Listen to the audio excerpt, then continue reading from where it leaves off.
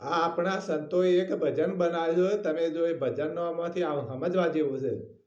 આવો મારવાલા મને ગણાવાલા સમદરિયાવલો આછો ગાળા શામળીએ સાગરવલો મારવાલા મેરુ પર્વતનો રવાયો રે કીધો વેતિયા નાગના પણુસા ચોગાળા શામળીએ સાગરાવલો વારવાલા શામળીએ સાગરવલો મારવાલા કાળુડા નાગના નેતરા રે કીધા વેતિયા નાગના પણુસા રે કીધા સમદરિયાવલો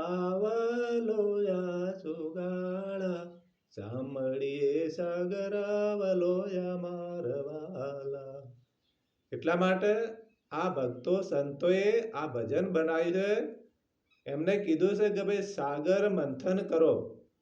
અને ભગવાન વિષ્ણુ એમને કીધું કે દેવો અને દાનવો એક બાજુ દેવો અને એક બાજુ દાનવો અને મેરુ નામનો પર્વત એના નાગનો તો નેત્ર બનાયા એનો મંથન કરો.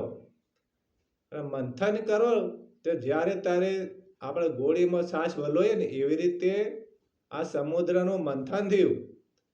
એટલે મંથન કરવાથી પહેલું તો ઝેર ઉત્પન્ન થાય છે. એવી રીતે આપણા શરીરમાં આ જે દરિયાઓ છે અને એમાંથી મંથન કરવા માટે મેરુ નામનો પર્વત બનાવવો પડે. પર્વત બને અને એને વલવો પડે.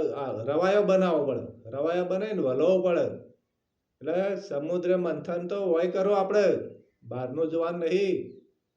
જ્યારે તમે સમુદ્ર મંથન કરશો એટલે અનેક રત્નો પેદા થાય. એ તમારે જાતે ઓળખવાના છે કે કયા કયા રત્નો તમારે ઉપયોગમાં લેવા.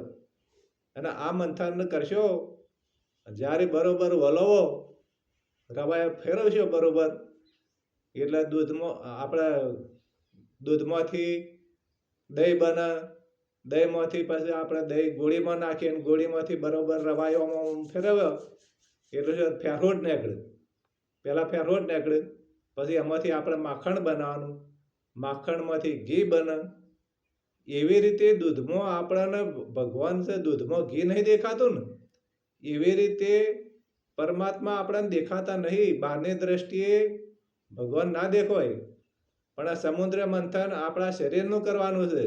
આ સંતો ભક્તોએ આપણને ભજનની વાણીમાં સમજાયા છે કે ભાઈ સમુદ્ર મંથન તમે કરો તો તમને કોઈક અનુભવ થાય અને એ તમારા ચિત્તમાંથી જેટલા ખરાબ વિકારો હોય ને એ બહાર નીકળે તો તમે ઘી જેવા થો.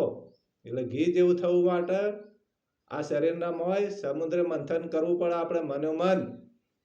કોઈને કહેવાથી નહીં થતું. એટલે જાતે એક બાજુ દેવો ને એક બાજુ દાનવ રાખી અને મંથન કરો. દેવો ને દાનવ કોણ? આપણામાં જ છે બધા. એટલે સમુદ્ર મંથન કરી અને એમાંથી પાછું આપણે લેવાનું છે અમૃત. જો અમૃત જો તમને મળી જાય તો તમારા બેડા પાર. ભક્તોજનો ધન્યવાદ. સર્વને ધન્ય. ભગવાન તમને સુખી રાખે.